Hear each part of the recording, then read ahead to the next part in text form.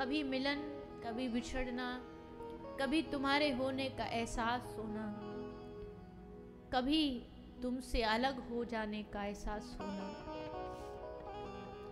इस भावनाओं में, इस भाव की तरंग में ही एक भक्त प्रेमी डूबा रहता है। लेकिन गोपी मांगती है कि हे प्रभु, मैं आपकी आंखों में डूब जाऊं, इन समुद्र, इन सागर जैसी इन नेत्रों में मेरा मन डूब जाए। और यहां तो डूबने में ही कल्याण है, तैरने में नहीं है। इन आंखों में जो डूबा उसी का कल्याण है। इसलिए सुबह शाम बैठी बैठी आपकी यादों में डूबी रहूं, आपके चरणों के आश्रय में बैठी रहूं, मुरली बजाए तो मैं सुनती रहूं। तुम अपनी मुरली की ध्वन बजाते रहो, मैं वहां बैठी बैठी उसका आनंद लेती रहूं। तुम रास रचाते रहो, मैं नाचती रहूं। तुम गाते रहो, मैं कान लगा करके सुनती रहूं। इसलिए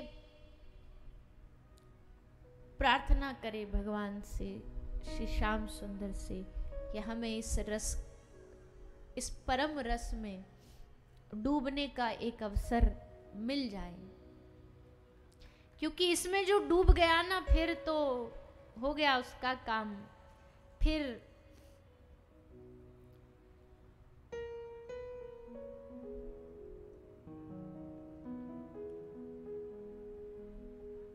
उसको कुछ कहना, सुनना, देखना बाकी बचता नहीं है। फिर तो एक ही चीज बचती है,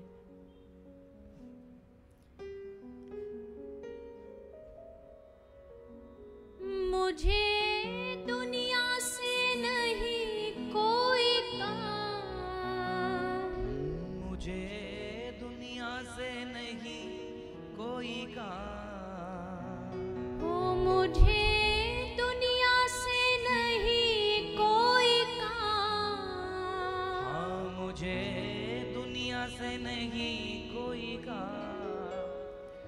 मैं तो रटूं राधा राधा नाम, मैं तो रटूं राधा राधा नाम।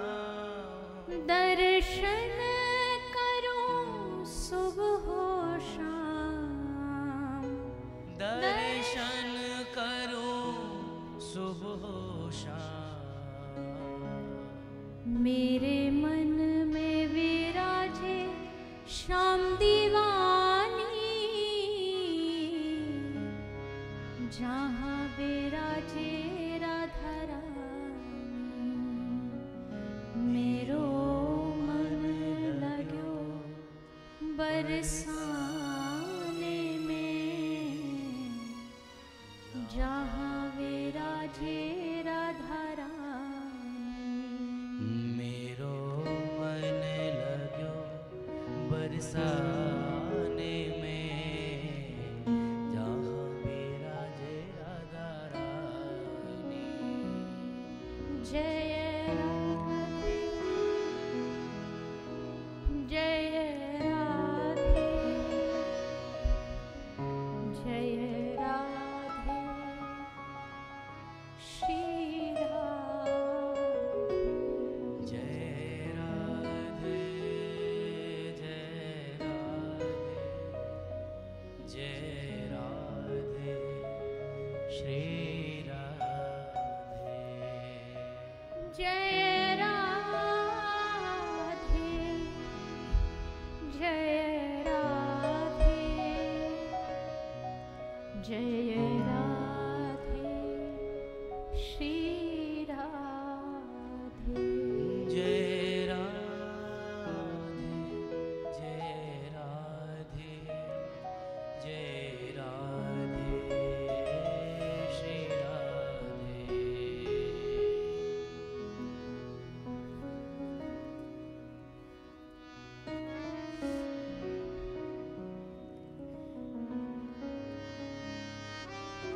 जब मन डूबेगा तब ये बात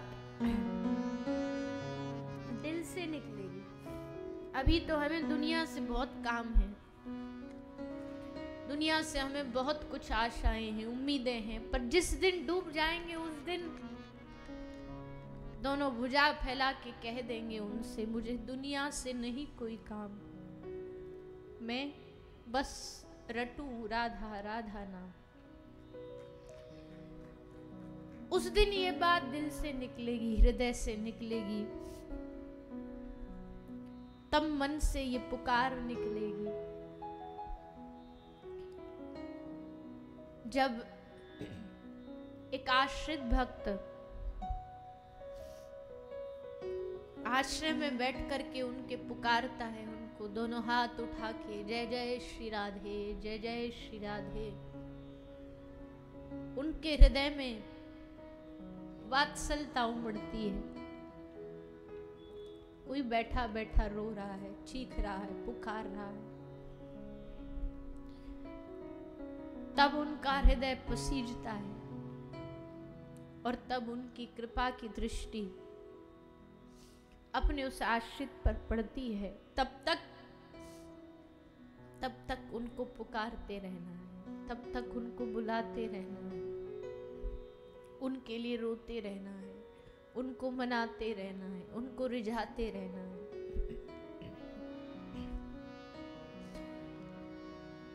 इसलिए गोपियों ने इस समाज को, इस समग्र ब्रह्मांड को एक वरदान दे दिया है। वरदान क्या दिया? गोपी ने भक्ति की रीति सिखा दी, गोपी ने प्रेम की रीति सिखा दी कि भैया जिसको तुम प्रेम समझते हो, जिसको तुम प्रेम की परिभाषाओं में गढ़ते हो संसार वालों के साथ, वो प्रेम नहीं है। हमसे सीखो प्रेम, हमसे सीखो क्या होता है प्रेम। केवल और केवल 11 वर्ष श्री ठाकुर जी ब्रजवासियों के साथ रहे, उसके बाद 100 साल धरती पर रहे, पर 100 साल ब्रज के लोग कृष्ण के लिए बस तड़पते रहे, रोते रहे, डूबे रहे। 1-2 साल की बात हो तो कोई समझे,